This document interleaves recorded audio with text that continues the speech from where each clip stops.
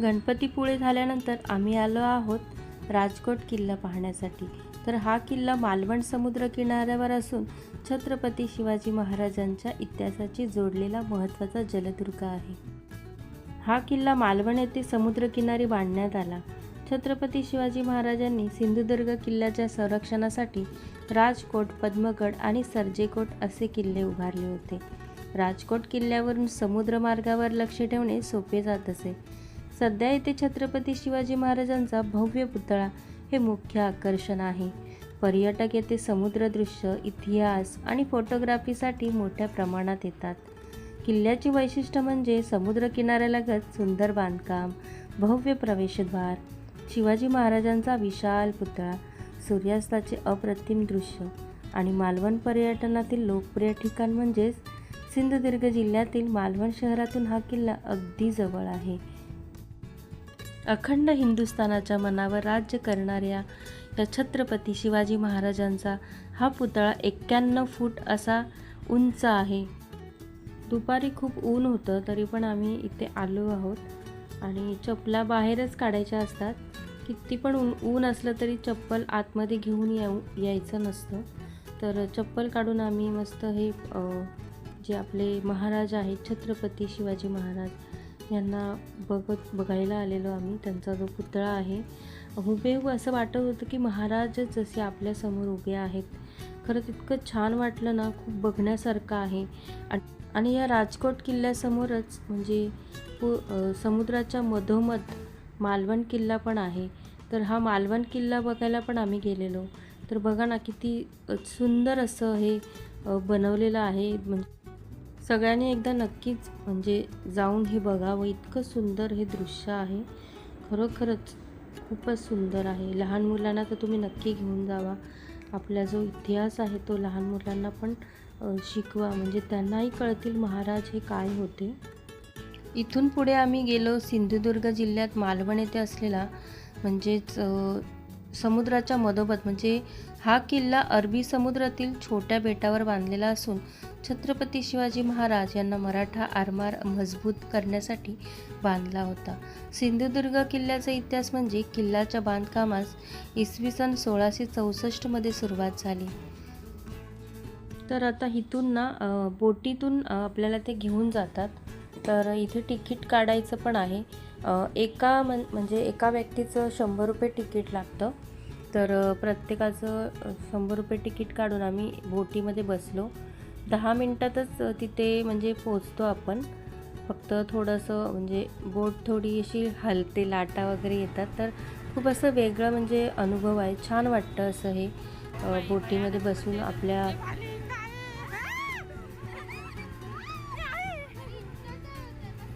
बोट इतकी हालत होती ना, तरी पण जो चालवणारा जो माणूस आहे तो अगदी स्थिर, म्हणजे जसं काही त्याला फेविकॉल लावले असा तो उभा होता। तो जरा पण हलत नव्हता आणि बोट अशी वाकडी तिकडी होत होती अगदी, पण तो एकदम स्थिर उभा होता। कारण त्यांना रोजची सवय असते, त्याच्यामुळे त्याला ही सवय झालेली आहे। आपण पहिल्यांदाच गेलो तर थोडीशी भीती वाटते, कारण समुद्राच्या लाटा खूपच एकदम फास्ट येत होत्या आणि बोट खूपच हालत होती। तर आता बघा आपण म्हणजे किल्ल्याच्या एकदम जवळ पोहोचलेलोच आहोत। म्हणजे समुद्राच्या अगदी मधोमध पाण्यामध्ये हा सिंधुदुर्ग मालवण किल्ला आहे।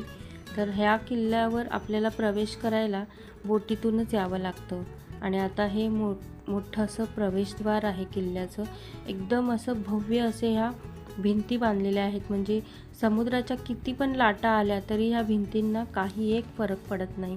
इतक्या उंच आणि मजबूत, म्हणजे आता 3.5 वर्ष पूर्वीची हा जो किल्ला बांधलेला आहे तो अजूनही इतका मजबूत आहे। म्हणजे पूर्वीच्या लोकांनी किती डोकं लावून हे सगळं बांधलेलं आहे। तर आम्ही प्रवेश केला आतमध्ये आणि थोडं हळूहळू सगळं बघत होतो आम्ही। म्हणजे किल्ला संपूर्ण बघितल्यानंतर आम्ही गेलो तारकर्ली बीचवर। तर हे तारकर्ली बीच आहे समुद्राच्या म्हणजे समुद्रामध्ये कोणा आपल्याला एन्जॉय करायचं असेल तर इथे भरपूर असं खूप छान असं हे आहे बीच। तारकर्ली बीच एकदम स्वच्छ आहे, बघण्यासारखं आहे।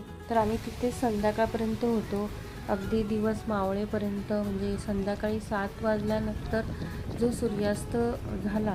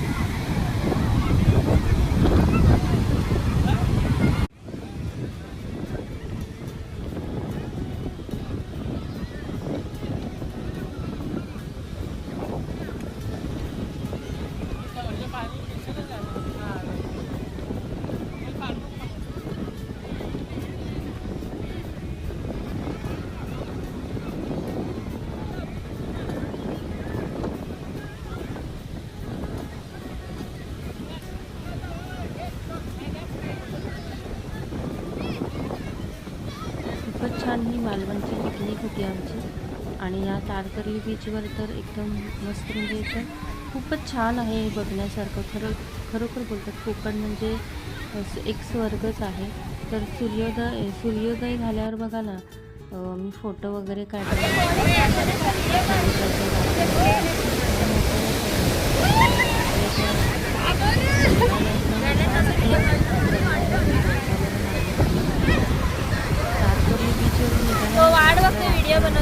नाही, मी या लाटांची काढते गाणं ठेवायला. खूप उशिरा पोहोचलो कुडाळमध्ये. हे कुडाळमध्ये आमच्या एकाच नातेवाईकांचं घर आहे. तिथे हे त्यांची सगळी बाग आहे, काजूची बाग आहे, नारळाची झाडं आहेत, चिकूची झाडं आहेत, भरपूर असे फणसाची पण झाडं आहेत बघा. फणसं पण भरपूर सारी लागलेली. आता मे महिन्यात फणसाचं आंब्याचं सीझनच असतो. तर आम्ही मस्त मालवण फिरायला झालेलो आणि सुंदर अशी बाग पण बघायला मिळाली. आपल्या मुंबईत असे इतकं बघायला नाही मिळत झाडं वगैरे. मालवणमध्ये खूपच सुंदर असं वातावरण आहे, सगळीकडे हिरवीगार झाडं. आणि अननसाचं पण बघा, हे झाड लावलेलं, अननसं पण खूप आलेली या झाडांना. खूपच छान, म्हणजे झाडांची जितकी काळजी घ्याल ना तेवढंच आपल्याला चांगले फळं पण मिळतात. तर काजूची झाडं पण भरपूर होती.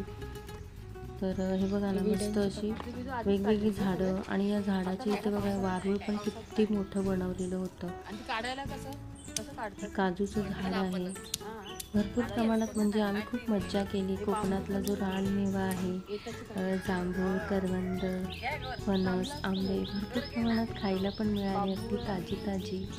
म्हणजे निसर्गाने आपल्याला जे दिलेलं आहे ते आपण मस्त त्याचा उपयोग केला पाहिजे. असे हे कोकणातले लोक खूप छान अशा पद्धतीने मस्त सगळीकडे आपल्या जमिनीचा वापर करून झाडं वगैरे लावून खूप छान असं ताजे म्हणजे फळं खायला मिळतात त्यांना. तर बघा ना, अननस पण किती सुंदर लागलेले होते. खरंच बघायलाच एकदम भारी वाटतं हे सगळं. भरपूर अशी झाडं होती आजूबाजूनी, काजूची झाडं, आंब्याची झाडं, परत नारळाची झाडं होती, चिकूचं झाड होतं. चिकूचं तर झाड इतकं मोठं होतं. आणि आता आम्ही चाललेलो आहोत रानामध्ये. तर हे सगळं मी शूटिंग करत आहे. ही विहीर आहे त्यांची आणि सगळी काजूची झाडं आहेत ही. आता आम्ही जांभळं काढायला चाललेलो आहोत. तर छान अशी ताजी झाडावरची जांभळं तोडणार आहोत आम्ही. तर इथे काजूचं झाड होतं, काजूचं जे फळ असतं ते पडलेलं होतं. आणि पुढे आम्ही चालत चांगलं असतं तर खाल्लं असतं. बघायला इतकं भारी वाटतं ना, मनाला एकदम शांतता मिळते. तर हे सगळीकडे म्हणजे जास्त काजूचीच झाडं होती, कारण कोकणात जास्त काजूच वगैरे पिकतो, काजू, नारळ. आणि छान असं बाजूला सुंदर घरही होतं, मस्त होतं, मस्त वाटत होतं वातावरण, खूपच छान होतं. मुंबईच्या या धगधगीच्या म्हणजे जे आपलं लाईफ आहे ते आपण तीन ते 4 दिवसात फिरून आल्यावर मनाला एकदम शांती मिळते. खरोखरच आहे, एकदम छान वाटलं मनाला. तर आता आम्ही चाललेलो आहोत. तर हे बघा, हे आहे खजुराचं झाड आणि याला छोटे छोटे असे खजूर पण लागलेले होते. इतके गोड होते ना हे, हे अजून बाळ खजूर आहेत, मोठे नाही झाले, पण ते खाऊन पण खूप गोड लागत होते. आणि त्याच्यानंतर हे करवंदाची झाडं आहेत. करवंद पण अजून पिकलेली नव्हती, थोडीशी पिकायला सुरुवातच झालेली त्याची. तर करवंदाची झाडं पण खूप छान होती.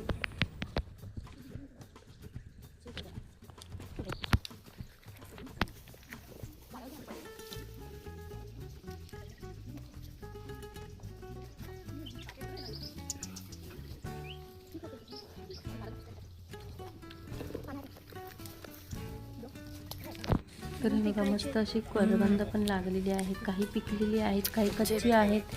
पण अगदी ताजी ताजी फळं खायला मिळाली, खूपच छान वाटलं. बघा, मस्त फळं अशी लागलेली आहेत ना. हे करवंद होतं पिकलेलं. आता आम्ही जांभूळ काढण्यासाठी ना अशी साडी घेतलेली, म्हणजे जांभळाचं झाड हलवलं की त्याच्यावर सगळे जांभूळ पडत होते, म्हणजे खाली पडलं की जांभूळ कसं खराब होतं. त्याच्याकरता मग आम्ही साडी वगैरे घेऊन आलेलो आणि साडीवरच झेलत होतो मस्त जांभूळ. खाली बऱ्यापैकी जांभळं पण पडलेली होती, भरपूर पडतात. हवा आली ना की खूप जांभळं पडलेली होती आणि ते बघायला इतकं भारी वाटतं, कारण मुंबईमध्ये हे असं दृश्य बघायला मिळत नाही. त्याच्यामुळे फारच वेगळंच वाटत होतं, खूपच आनंद मिळत होता मनाला. हे बघा ना, एक जांभळं म्हणजे इज्जत होती आणि खातही होती. तर आता आम्ही हे काठीने थोडंसं झाड हलवत आहोत, म्हणजे ही साडी पकडलेली आहे, या साडीवर जांभळं पडत आहेत आणि भरपूर सारी जांभळं आम्ही मुंबईला घेऊन आलो, गावची जांभळं. दोघांना खोका भरून 2 खोके भरून घेऊन आलेले, एकदम भारी आणि टबोरे जांभळं होती एकदम अशी बघा.